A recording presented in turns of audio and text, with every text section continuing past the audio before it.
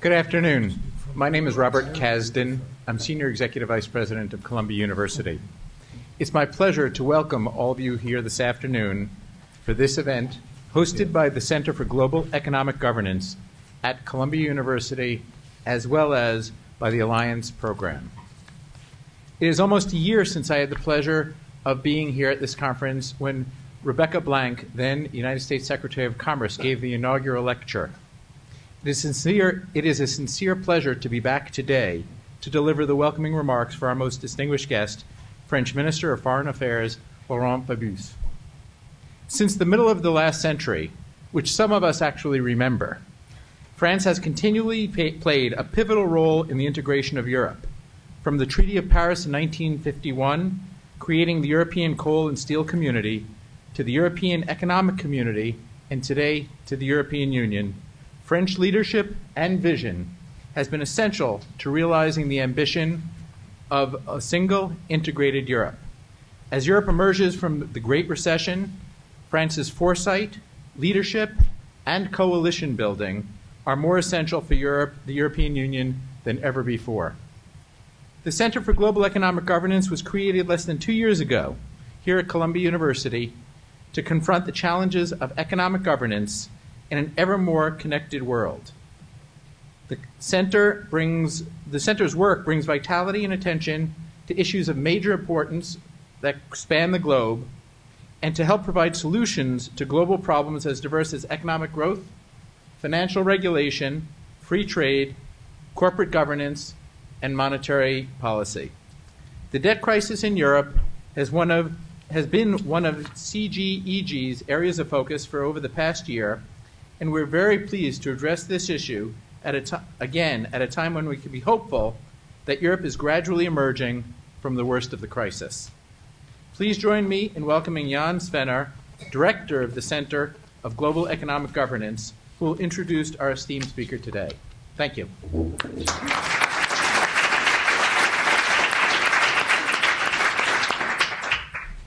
Bienvenue à tous et à toutes.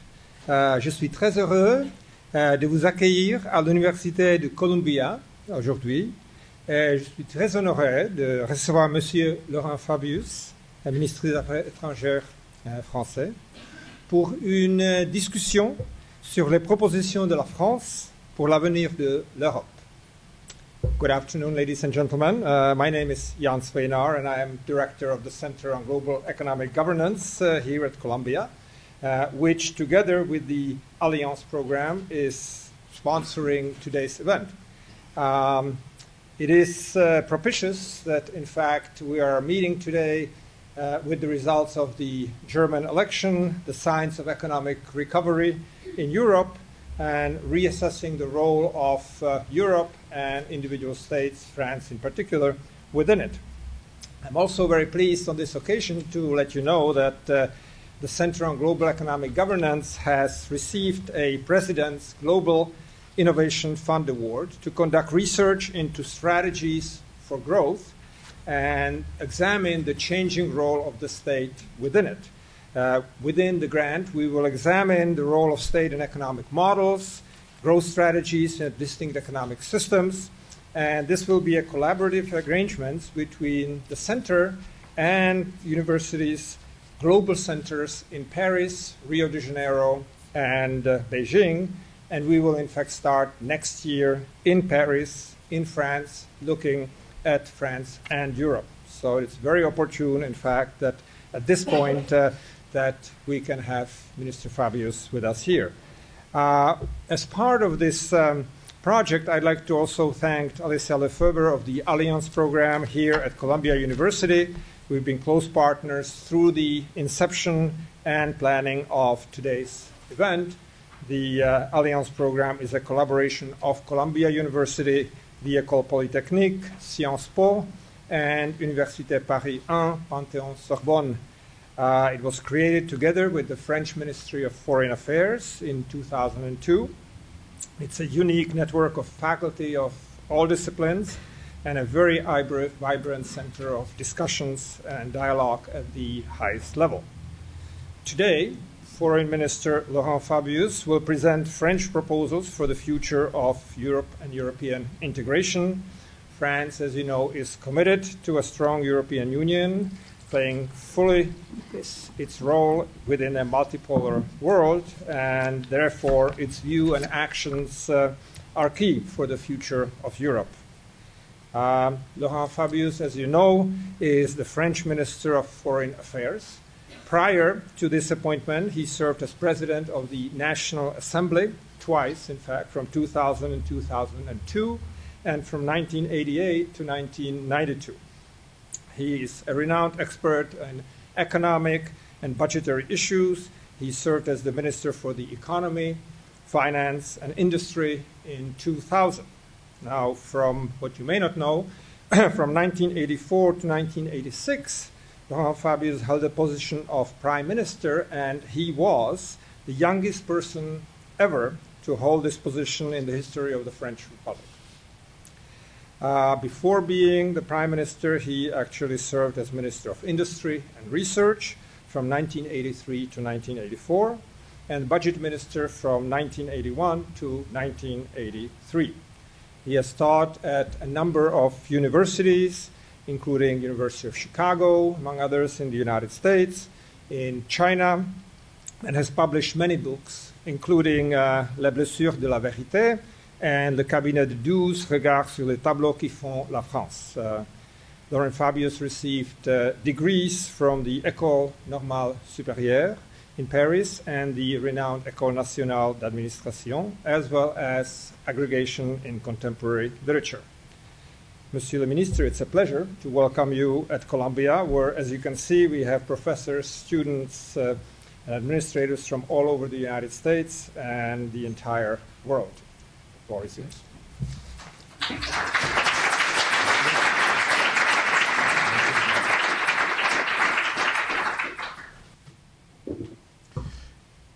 Monsieur le Président, Monsieur le Directeur, quelques mots en français et ensuite je parlerai anglais, j'essaierai.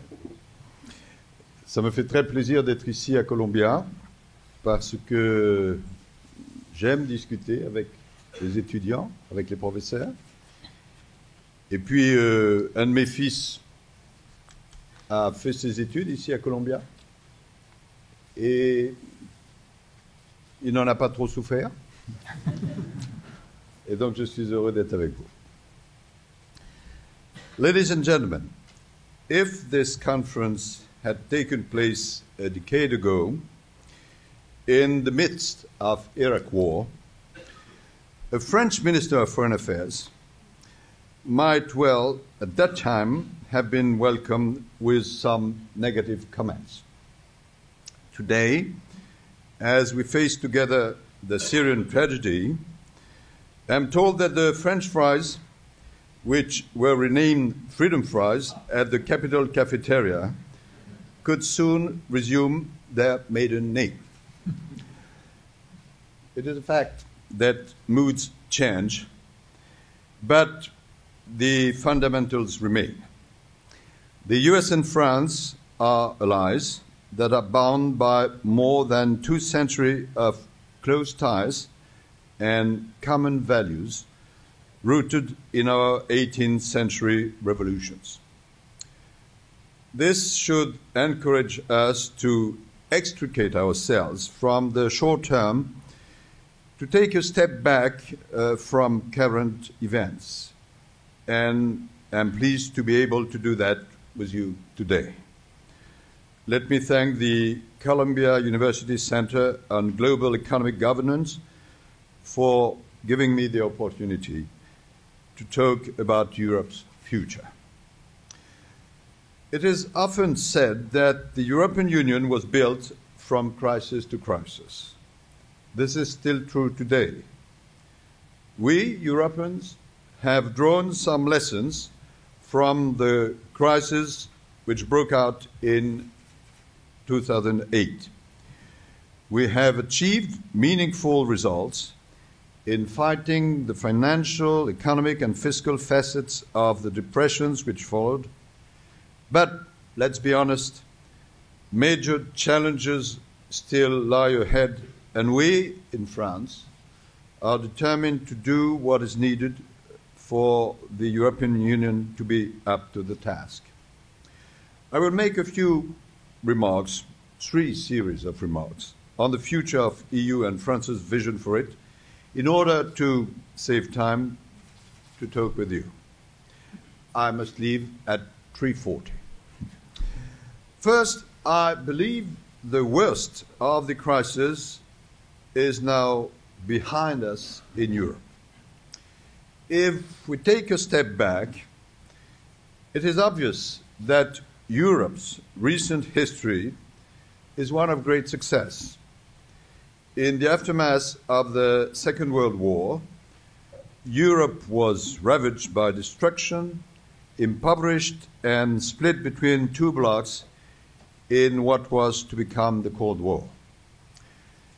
And Europe now lives in peace. Its economy, though our growth is too weak, is the largest in the world. And we have built a union with 28 member states, which is an unprecedented organization in human history. Because it is the first time that sovereign states have chosen peacefully, and I insist, peacefully, to share their sovereignty and even their currency in order to be stronger and more prosperous together. The Franco-German friendship is the very symbol of this reconciliation and the major driving force behind European integration.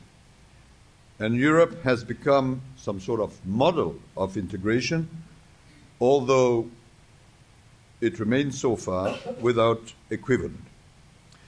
As you know, we have step by step given important powers to the EU, which is monitoring their implementation. I've already mentioned the currency. There are also the trade, competition, agricultural policies, to name but three. It is, of course, never simple to agree between 28 members. The European Union does not supplant the national sovereignties and democratic systems of its members. Such a very complex decision-making process is common to all major democratic countries with federal structure.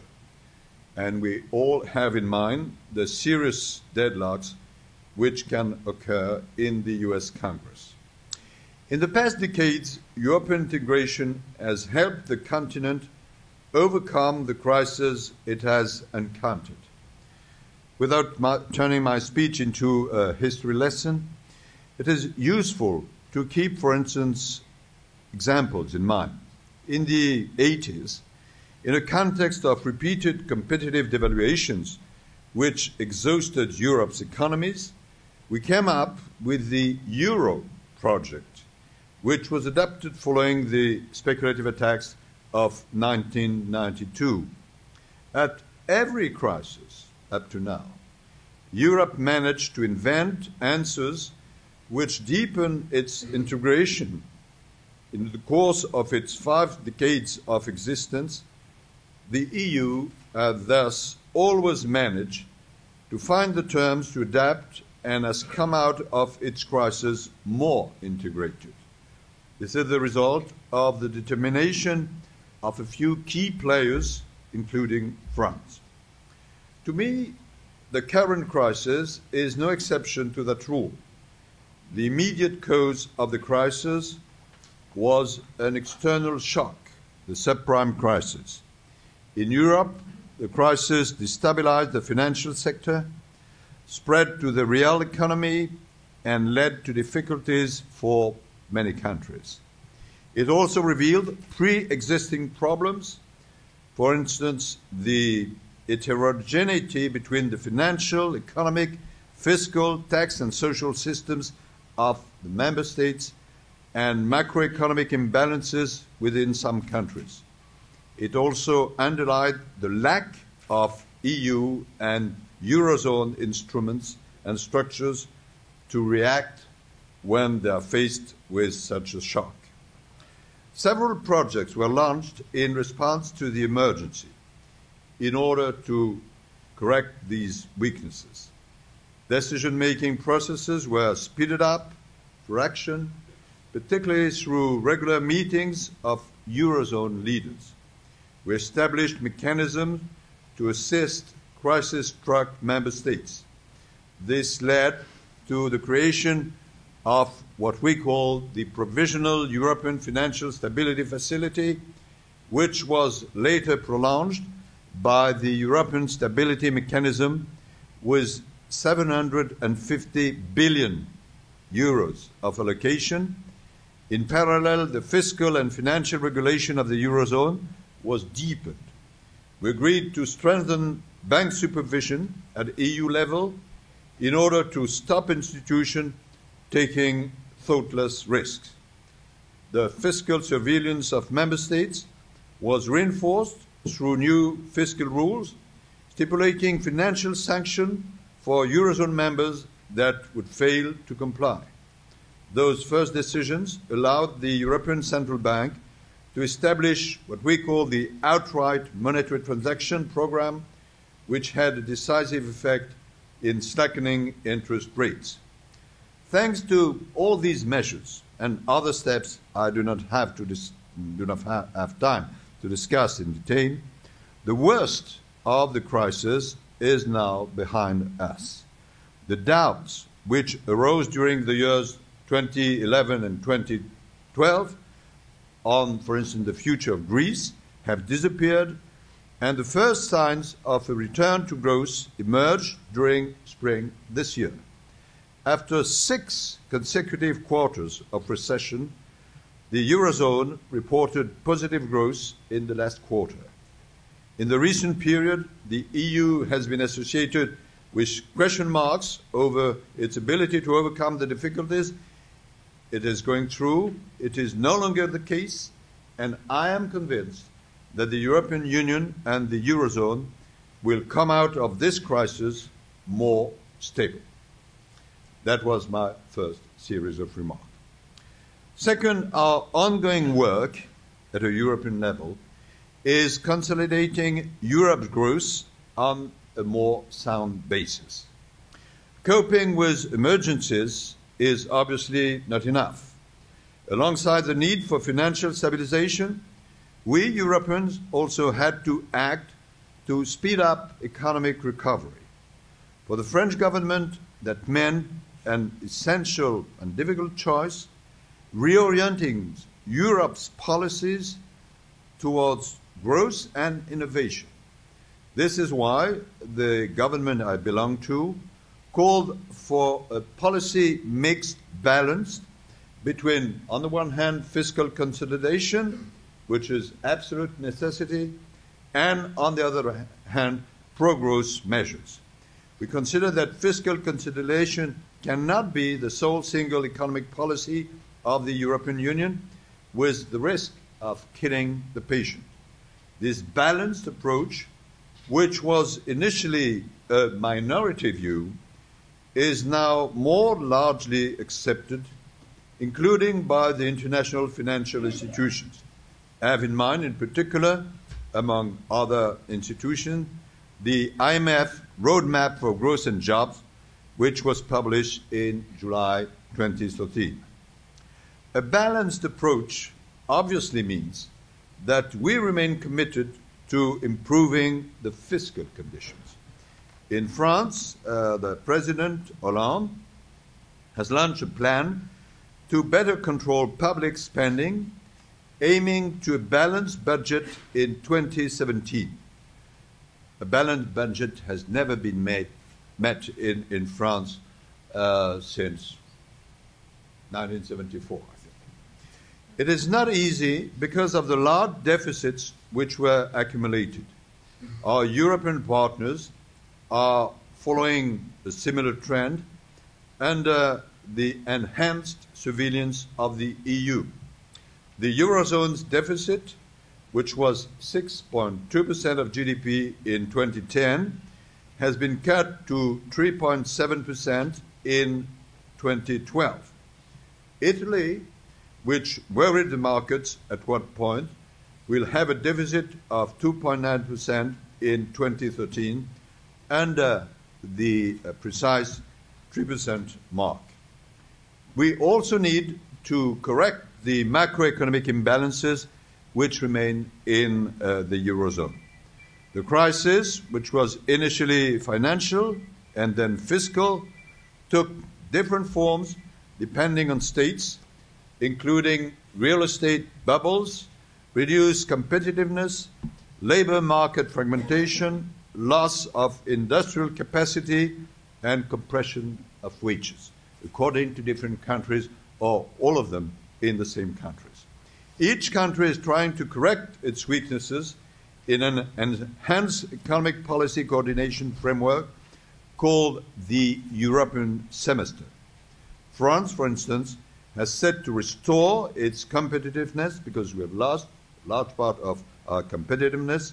This is the reason behind this spring's labour market reform, the competitiveness plan adopted by the French government in October 2012, and the reform, which is still ongoing, to make public administration more efficient.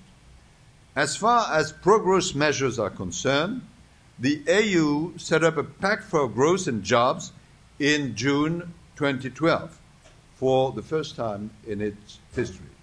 This plan focuses on three priorities: reorienting European public spending towards innovation and research, structuring projects at a EU level, high-speed internet, renewable energy, transportation, and innovative financing mechanism to compensate for the scarcity of credit without using public money. Another important aspect of this European recovery strategy is to strengthen our financial system and the economic and monetary union. No sustainable recovery is possible without reinforcing the structures of our economic and financial system in order to avoid new problems. We launched, in that spirit, the project of a banking union encompassing a single banking supervision and a mechanism for bank resolution. Single supervision will be effective in 2014 under ECB authority, and at the same time, the European Stability Mechanism will be able to recapitalize directly distressed banks. Banks and states will thus be consolidated. These different steps, which have started before but which will continue in the future, are part and parcel of a much wider project shared with our German partners to create what we call a genuine economic government of the Eurozone in order to improve its management. From our viewpoint, this involves stepping up tax and social convergence and implementing better coordination of economic policies. The positive momentum generated by the EU in support of reforms must continue because we are only at the beginning of it, and we shall see in the coming months if, and I hope it will be the case, Germany and France can go ahead on this path together. Now, my third series of observations, third and last, is that France's ambition for Europe is innovation, sustainable growth, global peace and security. The new policies that have already been implemented in response to the crisis are undoubtedly positive, but still they fall short of the long-term vision Europe needs. We are not just facing an economic crisis. What is happening, obviously, is a deep transformation of the world. We face new competitors, new challenges, which also carry opportunities. If Europe wants to compete, we must thus adapt ourselves to ensure that we shall benefit from them. To this end, to ensure the support of the people and to maintain internal cohesion, the EU needs a new ambition, and France has made proposals for that purpose. Of course, we consider that we must build on the present strengths of the European Union. One of Europe's major achievements is what we call the internal market, with more than 500 million consumers, including more than 330 million within the Eurozone, which represent almost 20% of global GDP. We need to complete the implementation of this internal market to increase the EU's potential growth. New trade agreements with our major partners are part of the same logic. The European Union is the world's leading commercial power and investor. In 2012, exports of EU goods and services, expressed as a percentage of GDP, were much higher, and it is not well known, at 26.8% than those of the US, 14.1%, and Japan, 15.4%. Remember these three figures. For Europe, the openness, 26.8. For US, 14.1. Japan, 15.4. It is with this in mind that France is in favor of the present negotiation with US. But we want an agreement that will boost transatlantic prosperity in the spirit of reciprocity and mutual benefit. We will promote our offensive interest, in particular investment, financial services, and access to public procurement. You must know that in Europe, 95% of public tenders are completely open, compared to 32% in the US.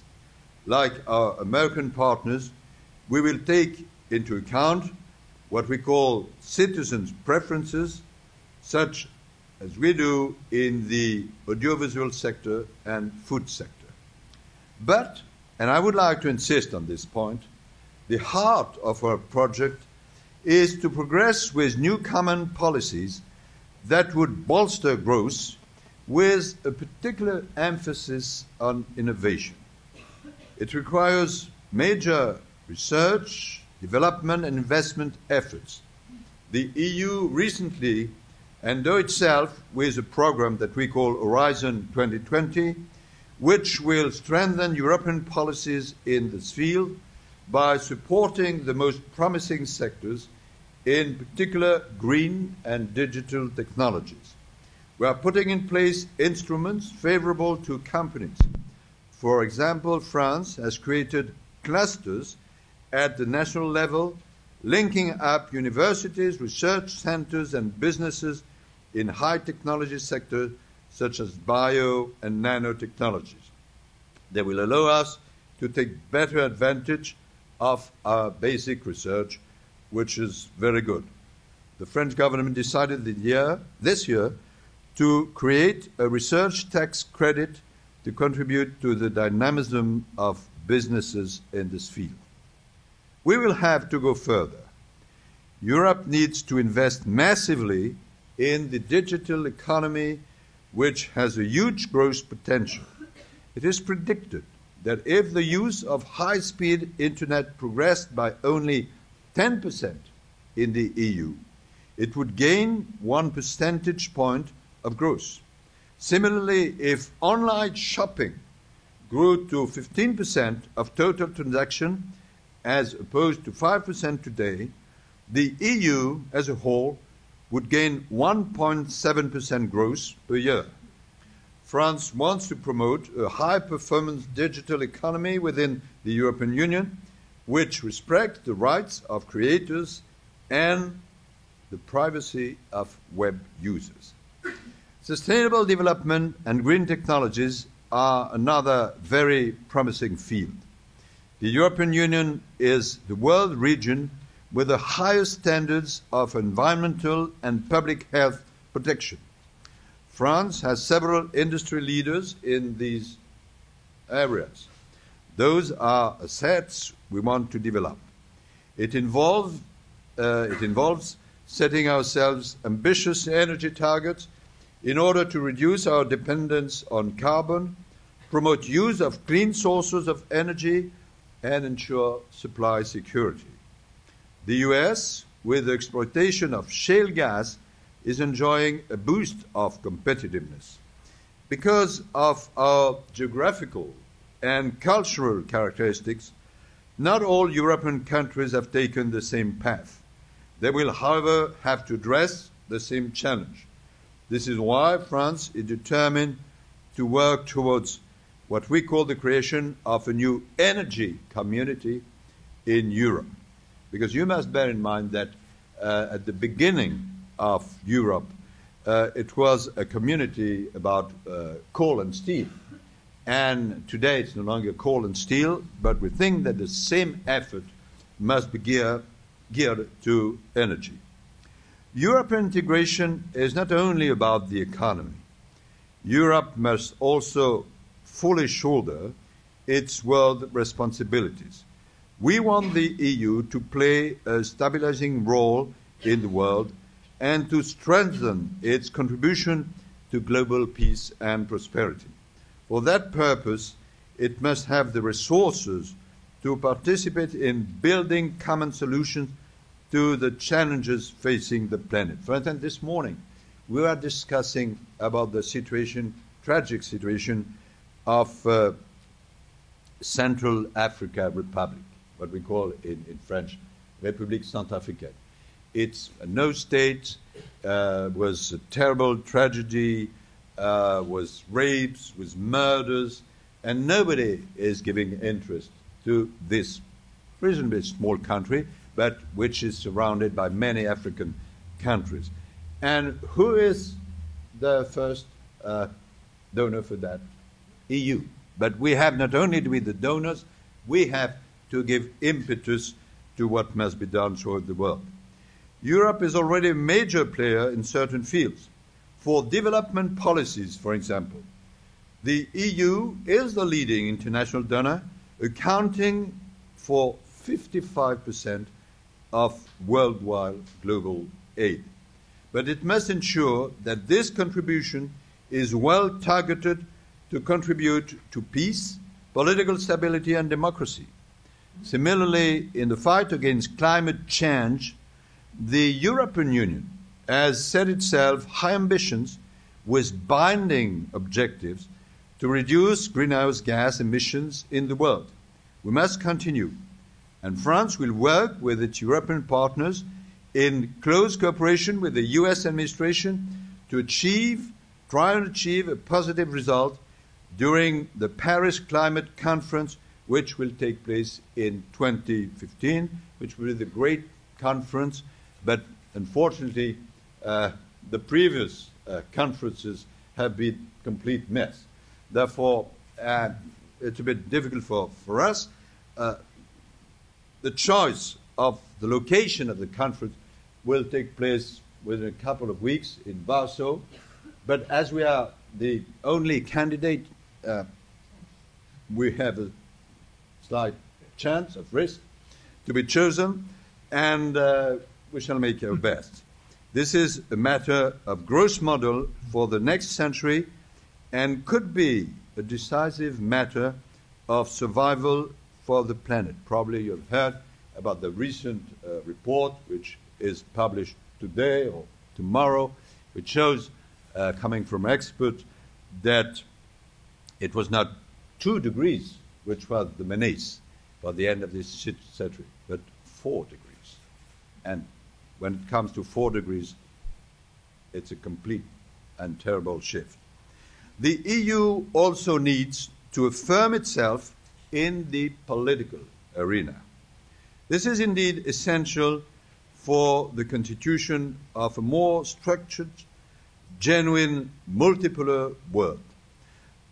You said that we are in multipolar world. I don't agree with that. I use this sentence like you do. But when it comes not only to the ordinary language we share, but to analysis, we are not. We are not. We used to be in a bipolar world, USSR and US, during a long time. And then during 10 years, I would say, unipolar world was US. Mm-hmm. We are hoping that we shall reach an orderly multipolar world. But today, we are in a zero-polar world. And it's the reason why we are not able to overcome and to solve major problems like Syria and other ones.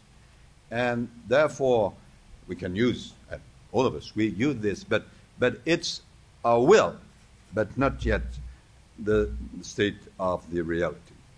The EU also needs to affirm itself in the political arena. If we want to have a more structured and genuine multipolar world, we need a strong Europe. It implies giving ourselves the means to promote the most fundamental things we share with the US, the values of freedom, democracy, and human dignity. To this end, the European Union needs to be stronger. This is why, alongside our German, British, Italian, Polish, and Spanish friends, amongst others, we are supporting the project of a strengthened defense Europe, allowing us to enjoy enhanced common capacities and a high-performance defense industry. And this year, next December, we shall discuss, I don't know what will be the results, the outcome, with all our colleagues about building a real united defense Europe. The European Union is already active. It has managed 30 civilian and military missions on 3 continents, which is too little known. It will have to act more and more. National armies and diplomatic services will not disappear, but in many areas they can increase their impact by coordinating with a strengthened political Europe. France, along with with other European nations, is determined to maintain this ambition at its highest level. These are no mere words, as proven by our recent actions on Mali. For the success of those different, very diverse reforms and proposals, we will have to adapt our governance and decision-making structures. As the Union will continue to grow, particularly with future enlargement to the Balkans, we believe it will have to organize itself in what we call several circles with different levels of integration. This is what we, Frenchmen, call differentiated Europe. You can imagine easily how difficult it is to take decisions with 28 members around the table, each of them being able to use a veto. Imagine that you have 28 who are coming from different states. You have to take a decision, and each of you has the possibility of using a veto. What is the result of it? No decision, or a decision which is taken very late, or a minimum decision. And because of the change of the world, we need strong decisions and no late decision or minimum decisions. The Union will have to simplify its functioning and ensure better democratic control, because it's one reproach which is made by the ordinary citizens. What are you discussing? What are you deciding in Brussels? It's far away. And we, where are we? We citizens. And it's very difficult because we have our national parliaments. We have now a European Parliament. You have the executive power at a national level, at a European level, and you have to decide some changes in order that the citizens have not only the feeling but the reality of power. And today, it is not really the case. The Union will have to simplify its functioning, ensure better democratic control. Subsidiarity must be given more consideration. Enhanced cooperation between states should be made easier. What does it mean, enhanced cooperation? It means that you don't have to decide in all the matters at a 28 level. You can imagine and make it work that some countries, 8 countries, 10 countries, 15 countries, will join together in order to decide in a special matter. It's what we call enhanced cooperation, and more it will be the case. Because if you are obliged to wait for the 28 to agree to decide something, it's too late. We will also have to improve democracy in the Union through enhanced powers of initiative and control for the European Parliament and for national parliaments. To implement these various reforms, we will work, we Frenchmen, with Germany, our main partner, but also with other member states, including, for instance, Italy, Spain, Poland, and, if they want, the United Kingdom. These are the challenges. Are there any British among you? It's for the discussion afterwards.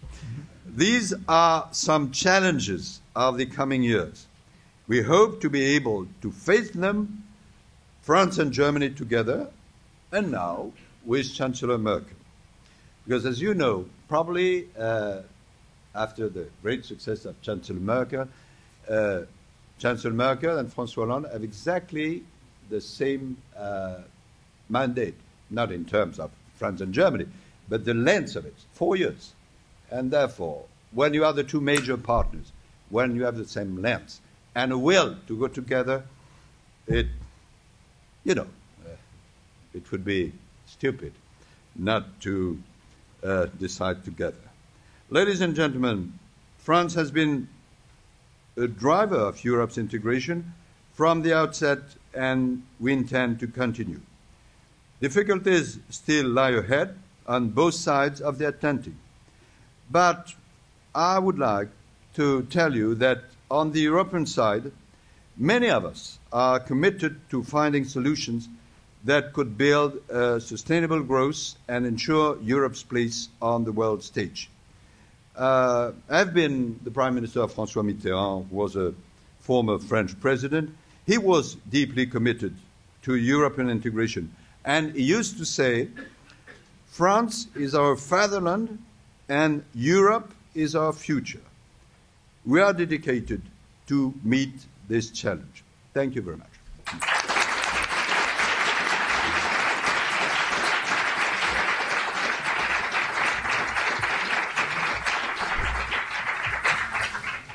We have time for some questions. Yeah. Please identify yourself very briefly, ask quick questions so that we can have as much interaction as possible.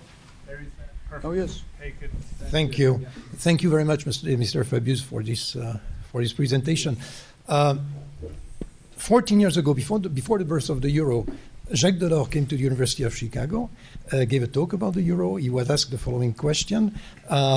Freezing the exchange rate, which is what the euro does, is very dangerous because if countries have a divergent macroeconomic evolution, tensions might become unbearable. And his answer was, we know that the euro per se is not sustainable in the long term as such, but you must understand that it's just the first step toward fiscal unification and ultimately maybe political integration. Would you still share that view? And do you think that we're closer to fiscal integration now than we used to be 15 years ago? The answer is yes for the two questions. You know, it's strange that two French people are speaking English, but, you know, it's probably the new world. It would be different when two Americans would speak French. Yes, the answer is yes for the two questions. I think we are closer to fiscal and social and harmonization because we have understood, because of the crisis, that if we are part and parcel of the same union, of the same community, we have to share more and more our standards. Obviously, it's not easy because it's difficult to compare Germany and France with Greece or Latvia. But it's the real meaning of a union. On the second point, I agree with Jacques Delors. By the way, he was in charge of the economy when I was minor minister, junior minister, in charge of the budget. I was attached to him. It was a bit difficult for him sometimes, and for me as well. But we are good friends. And we share the same view. Euro is decisive, but it's only one step. And you are obviously a renowned economist, but even without being a renowned economist, one has to understand that it's not possible to have a unique currency if the elements which compose the reality of the economy, of the social network, are too different. And it was one of the ideas why we have decided this currency. In the mind of Mitterrand, Kohl, and Delors, and myself and many others, it was a necessity not to lose our sovereignty. It's a mistake to share our sovereignty and to regain some sovereignty. Because prior to that, there was no real sovereignty of the French franc because we are devaluating every 5 years. And sharing things, and this sharing will lead us to have more and more in common. And we are at that stage. Obviously, it's a bit difficult because, as I said, it's the first time in history that some countries peacefully decide to share their sovereignty. In the past history, it has been made through war, but never through peace. And it's the real meaning of it. It's difficult. Why? Because, and especially in times of crisis, people are attached to their national pride, to their national habits. And we don't want to destroy a nation, not at all. We want to share things. And it's, I don't know if something like a lesson of history does exist. But if there is a will, it's to share more and more our European assets. And therefore, I answer yes to your two questions. It means that for politicians, it's not easy. Because obviously, when you are in difficult times like today, economic difficult times, there is a tendency for the government to say, it's not our responsibility, it's because of Europe and all that stuff. And we have to explain that Europe is not the problem. It's very often the solution. But you have always demagogists who say, well, if Europe, if it should not exist, it would be easier. And especially in the extremes, both extreme left and extreme right. And we, responsible people, either in government or opposition, we have to explain that if Europe wants to be stronger, if it wants to be happier, if it wants to bring something to the world, it has to share more and more. Very good. Maybe one more question, and yes. then we'll conclude. That's great. And we are now equipped with French translation if we need. Oh. Allez-y. Bonjour, Monsieur le Ministre. David Emmanuel Greenwald, second year student here between Sciences Po and Columbia. My question is not on economic governance per se, but because you've made an allusion to global peace and security in your remarks, I'll still ask it. At a time where we're all closely monitoring the situation in Syria, and we see that the United States and its allies are pushing for a resolution of the United States Security Council that would include military actions against Syria in case of non-compliance, and that we know that their Russian counterparts are strongly against it. I would ask you, as the Foreign Minister of France, if you think that a reference to Chapter 7 is absolutely needed in this resolution for it to have any weight, and if so, how can France and the European Union can help giving teeth to this resolution? Thank you. It is not only necessary, it will be accepted, and it is accepted. Just before being here, I was having my lunch. Well, it's very chic. With Ban Ki-moon and P5 members. Very chic. And we discussed about Syria. And right now, we are at the end of the discussion, but I'm pretty optimistic because there were three elements which were a bit difficult, really difficult. The first one is to include a sentence which would say that the use of chemical weapons everywhere, particularly in Syria, were crimes, and that therefore the Security Council was competent in order to deal with that. That is accepted. Second, the question of Chapter 7. And we have proposed, we Frenchmen, to take the same wording as was accepted by Russians and Americans in Geneva. And this too has been accepted. And the third one is to say that there is an accountability of people who have committed this sort of crime, and it is accepted. Therefore, we have a few details to solve, but I think that we shall reach a common resolution maybe today or tomorrow. It doesn't solve the problem of Syria, but it's a step.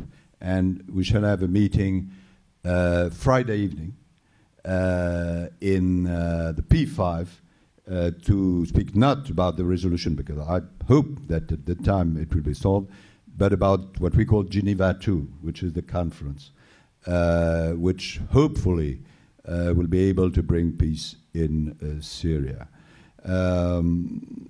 That is the advantage to be both in government and to be able to deliver a speech like you have given me the opportunity today.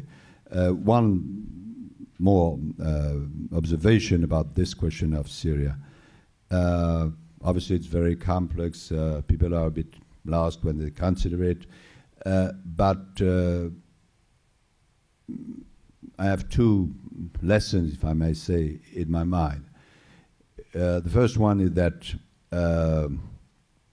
it's a real tragedy, and many people say, well, it's far away.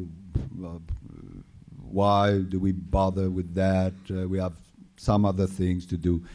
But our concept, and I think it's the same for US and France, I hope so, I think so, is that when you have a tragedy, more than 120,000 people killed, 7 million people displaced, in a country like Lebanon, 25% of the population coming from Syria.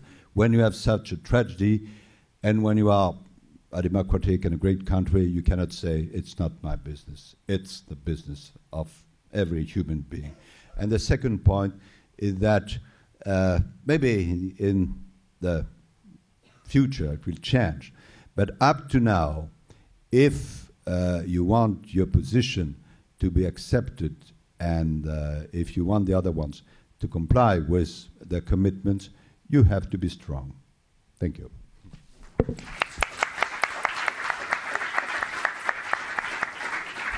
Mr. Minister, thank you very much for your stimulating presentation, and we'd like to keep you for 2 more hours, but cannot.